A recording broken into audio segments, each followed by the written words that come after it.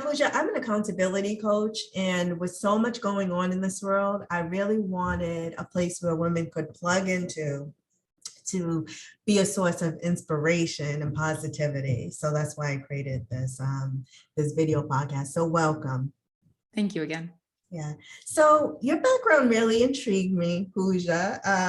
You are a medical doctor. You have a business. I just wanted to dive right in because this is intriguing to me. So tell us a little bit about yourself. Yeah, so I am a neurologist or a brain doctor by training. I did medical school, residency in neurology, and I practiced neurology. And so I'm currently a neuroscientist, so I still practice a little bit of neurology, but now I do clinical research or neuroscience research. And I love research. It's something that I'm new to and I love it. And then I'm also a certified burnout and stress reduction coach or growth mindset coach.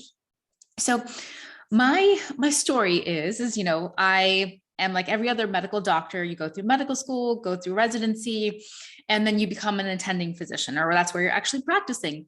And, you know, I started practicing neurology. I was about 3 to 4 years outside of my residency, and I was practicing at an academic institution, and I was on call a lot. I was on call about 14 weeks a year. And so for those listeners out there, when I'm talking about call, I'm talking about where you can be called at any point, day or night, to address any concerns about patients. And, you know, sometimes I was on call 2 weeks at a time. So can you imagine 2 weeks where you're not sleeping daily, or you're sleeping just a few hours and you have to function and still be a doctor? And that was the point where I experienced burnout in my life. I had a lot of issues with, I was giving everything at work, nothing at home. I didn't have anything left when I came home. I was empty. I was, you know, sometimes I had little kids. They were a couple years old, you know, 2 and 3, and I would become upset with them for simple things. And really, I mean, that was not who I was. And, you know, I was experiencing, I didn't know at that time until I had this kind of aha moment. I had burnout. And burnout is so common among physicians, even prior to the pandemic, but now with the pandemic, it's not just physicians, it's a lot of people, moms, caregivers, you know, female professionals, lawyers, CPAs. I mean, anybody and everybody can experience burnout. And so when I was experiencing that burnout, I had this aha moment when I was yelling at my kids because they wanted me to read a book with them when I came home. And I felt so bad. I'm like, wow, I mean, I just can't continue like this. And I hired a coach. A coach helped me with my mindset, making myself a priority, and really helped me to change my life. I used to be very pessimistic, and I used to be resentful towards work. And that's a common symptom in burnout. And, you know, you go to work, give everything, you're working long hours, and you come home and you have nothing left to give. And that coach really helped me to become more aware with how pessimistic I was. You know, I'm a brain doctor, so know everything about the inner pathways of the brain and the spinal cord, but that mind and that mindset was something I couldn't master at that time. So she really helped me with, you know, practicing journaling, doing something called a thought download, where I would spend time thinking about what I was thinking and actually writing it down. You know, we have 60 to 80,000 thoughts in our mind or in our brain daily, but we're not really aware of everything that we're thinking. A lot of it is subconscious. So when I started practicing that journaling, I started making myself a priority, but started practicing gratitude. It changed my life. And it's not something that happens overnight. It's something that takes time. You know, our brains respond to habits. And habits take about 1 to 2 months to form, and then they can become an automatic behavior. And then what happens is when I started practicing this mindfulness or the self-awareness and gratitude and journaling, it helped change my life to then make myself a priority. I started practicing that self-care. I started to exercise, to eat better, to try to get sleep. And then I started to learn to set boundaries. Prior to getting this coaching, I also had imposter syndrome. I think a lot of females have that, where we we underestimate what we can do. And then we have that self-doubt that just takes over and we ruminate about it. But then with the coaching, that helped me basically overcome also that imposter syndrome, to be able to set boundaries and to basically leave a job that didn't align with who I was. And then to find, you know, what I wanted in life. And, you know, it's always a journey, or you're always a work in progress. So I love coaching, and it's something that last year I actually decided to become a certified life coach at the life coach school. And I now help female professionals with burnout overcome that burnout to live an empowered life. And I started my business called Zenful Brain Coaching. Now, I help my clients realize that you need to, first of all, know who you are. A lot of us don't know that.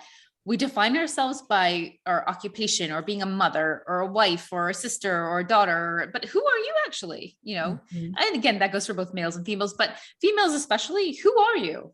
First of all, knowing who you are, that is so important. Knowing what your priorities are in life is so important, because once you know who you are and what you want in life and what your priorities are, you can then put in boundaries in place and then make those priorities something that you work on. And that's what I help my clients with. And I use a neuro-based approach, looking at, your thoughts, looking at your feelings, becoming more aware of then how are you showing up in your life from when you're thinking those thoughts or you're feeling this certain way. And then I really help with my clients with practicing gratitude, journaling, mindfulness, and even meditation. So I think meditation is something that a lot of people are afraid of doing, and they're afraid that they think it's kind of out there, but really all it is simple breath work. Really just taking, 5 minutes a day to focus on your breathing, your deep breath in, your deep breath out, and trying to clear your mind. That has been shown in research to help with becoming more calm, being able to handle stressful situations and not becoming so reactive or getting upset or disappointed as easily. And so that, mindfulness, meditation, gratitude, journaling has helped me change my life. Wow, I love it, Puja. I just love it. Now, take me back, okay? Take me back to having to be on call for sometimes you said 14 days at a time, or 2 weeks at a time? Yeah, sometimes 14 days, 2 weeks at a time. Yeah. Okay. Take me back to that, into your transition to being in the clinical research industry, because I know in your mind, when you were in medical school, you were going to be a medical doctor. And to give you an example, I have a daughter who is in medical school right now. So this is going to be eye-opening to her. So tell me about the transition from thinking that, you're going to be a medical doctor, this is what you're going to be, to switching over to clinical research. How did you feel about that? What were some of the emotions that you felt? Yeah. So, again, everybody, like you said, going to medical school, do residency, you think you're just going to always be clinical. But, in the last 5 to 10 years, there has been this explosion of physicians doing things outside of medicine, clinical medicine. And, research is something I never really knew about. I knew people research, things, but, doing clinical research is something that I never thought I would find myself doing. But an opportunity came last year for me I was practicing clinical medicine last year.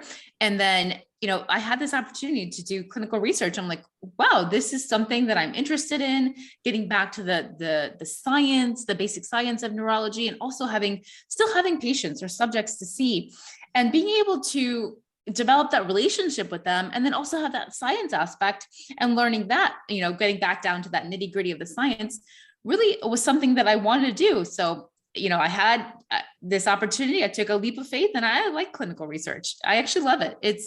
It's amazing, to help people in terms of not practicing that clinical medicine, but helping people, there's so many different neurological things that do research on, but, really helping people from that aspect, and hopefully in the future, having something for these different neurological diseases in order to be able to help people who are experiencing them and to live a more, basically more of an empowered life, and being able to hopefully help them with their neurological issues. I love that. I love that, Puja. And what would be your advice to a young man or young woman that is out of medical school, that is going through the same thing that you were? Is this really it? I went to medical school to do this. What is your advice to them? Yeah. So like you mentioned, once you go into clinical practice, it's like this arrival fallacy. Like when I got here, I'll feel this way. Or when I get here, I'll feel this way. But, once you become an attending, you think, well, this is it. Yes. Yeah. That's clinical practice. But again, there's so much more out there. What I advise you to find what you love to do. It could be clinical practice. It could be research. It could be being a coach, which I do. It could be a combination of that. So really find what you love to do. And, sometimes when people in clinical practice, it's so easy to just fall into that trap of just doing clinical practice. But I really want you, if you're a medical student listening right now, to explore beyond that. I mean, there's so many resources out there for you to get help if you think that there's something you want to do besides clinical practice. A lot of people go straight from residency into research. I've seen that. People just do clinical practice. They're a coach. People are also doing biotech now from being a physician. People are in pharma. There's so much you can do beyond clinical practice being a physician. Wow, I love that. Thank you for that, Puja. That's going to help so many young students out. It really, really will. So take me to your feeling burned out. You decide to do clinical research, and then you decide to do coaching. Tell me about that, and then tell me a little bit about like your business. So, I experienced burnout about 5 years ago. Yeah. And, I got coaching that helped me change my life with my mindset, becoming more self-aware. But it wasn't until last year, actually, that I decided to become a certified coach in 2021. I actually became a coach before I transitioned into clinical research. Okay. And I was practicing clinical medicine. And then I was like, oh, wow, coaching helped change my life. I want to help change other female professionals' life who are experiencing burnout. And then what happens is, like I said, I certified at the Life Coach School. And then I started getting out there. I started putting myself out there, being on podcasts. I have my own podcast. And, going from that introvert to that extrovert, I absolutely love speaking now. I'm doing virtual speaking, in-person speaking, and it's something that I absolutely love. And it's not something I ever saw myself doing.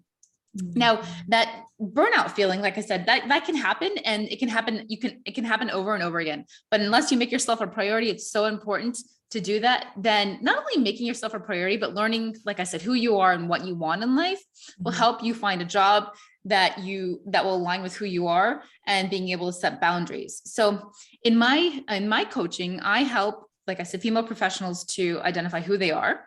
Sit down and, outside of your occupation, outside of your relationships, define them who they are.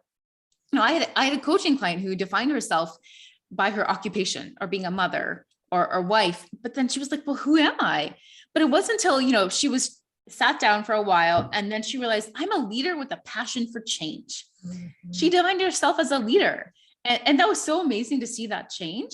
So then she wrote that down and she put it out there, and she looked at it every day, and it helped her to be able to focus on that and realize she is a leader. And she now uses that on a daily basis and looks at it and helps to use that leadership or those characteristics that she has in her life as a physician, as a mother, as a wife. But again, she's defining who she is without her relationships or her occupation. And then I also helped her to realize, what are her priorities? Oftentimes we have this, we're credential chasers. We want to have this on our CV or resume, and we want to do this or be on all these committees or have all these things that we want to do. But how is that really helping you, who you are, or what you want out of life? We're giving so much of ourselves to these different committees, but then are they really helping us? Is it really something we want to do? We try to people please, or we're afraid of what the other person will think of us if we say no. But really learning to say no and setting boundaries is so important, because then you get time back for yourself, for your family. You're able to make yourself a priority and your family a priority. So that's another thing I help my clients with. And then practicing self-care, getting better sleep, helping them with mindfulness and meditation or simple breath work that helps your brain. And like I said, studies have shown mindfulness meditation will help you become more calm, help your mood. And then that will be a snowball effect. You'll see, you'll have changes in your life with your kids, your relationships, or even how you're showing up at work. All of that over time will change. I love it. I love it. And I want to point out the fact that you had said that your client really identified with her titles or her profession. That's that's what society teaches us. We never sit down to say, who am I really outside of all of this, outside of the degree, outside of the title, who am I? So I love how you can find a way to help your clients identify with who they truly, genuinely are. So that's key. That's so important. Now, Puja, there's a woman out there that's watching this, okay? They believe that they do have signs of burnout, but they're not sure. What are some key, I shouldn't say triggers, but what are some key things that they are experiencing that you should say, yes, you should seek me out because this is career burnout? So burnout is defined by the World Health Organization as chronic workplace stress that is not managed well. Yeah. So, I mean, I think that, burnout in essence is usually defined by how much you're working. Mm-hmm. If you're working long hours, you could have burnout, but I don't think that that's just the case. I think people who are even working shorter hours can experience burnout. If you are giving everything in terms of your mental health to work and not to yourself or your home or your other relationships, or your personal relationships, then that can also be burnout. Mm-hmm. If you are having social withdrawal, if you used to be more of an extrovert, you used to socialize with friends, you used to spend time with your family, but then now you're not doing that, that can be a sign or symptom of burnout. If you're not sleeping well, if you're ruminating about, work, or if that's something that keeps you up at night, that insomnia can be a sign of burnout. And, even anxiety and depression can be burnout, but if you're experiencing anxiety and burnout and it's really limiting your ability to function, definitely you need to see a counselor, you need to see your doctor. For some people more with a mild form of burnout who aren't experiencing anxiety or severe depression, then you can hire a coach. I am a medical doctor, but I don't treat those in terms of, I do try to help ameliorate those. But again, I coach more on, if you're experiencing those symptoms of difficulty sleeping, if you're having changes in terms of how you are socially, if you're not sleeping as well. And if you're having, a lot of people with burnout will have resentment towards work or job dissatisfaction. That's something that happens progressively. And, if you're finding yourself that you're in that state, then you can seek me out or seek out another coach. And it is so important you get the help that you need. I love that. Very good. Very good. So Puja, where can we find you online? Where can they, if they listening to you, listening to the science and says, I think I need to speak to her. Where can they find you online? So they can actually find me on my website. It's www.zenfulbrain.com. That's ZENFULBRAIN.com. And they can schedule a free strategy call with me on my website. And it's a one-on-one coaching session just to discover, who you are and what you want, and see if working with me would benefit you. You can also find me on Instagram. It's at @ZenfulBrainOfficial. That's ZENFULBRAINOFFICIAL. So again, at @ZenfulBrainOfficial. And, or you can email me at questions@zenfulbrain.com. Okay, perfect. Now, in closing, as a takeaway, Puja, what is one important piece of advice that you really want to resonate with our viewers? So the one important piece of advice that I would give your listeners or viewers is that if you are in a state in your life where you don't want to be, you're not feeling happiness, or you're not feeling that this is what your life should be, change it. If you are thinking that, I'll do it in 6 months, I'll do it in a year, there will never be a right time.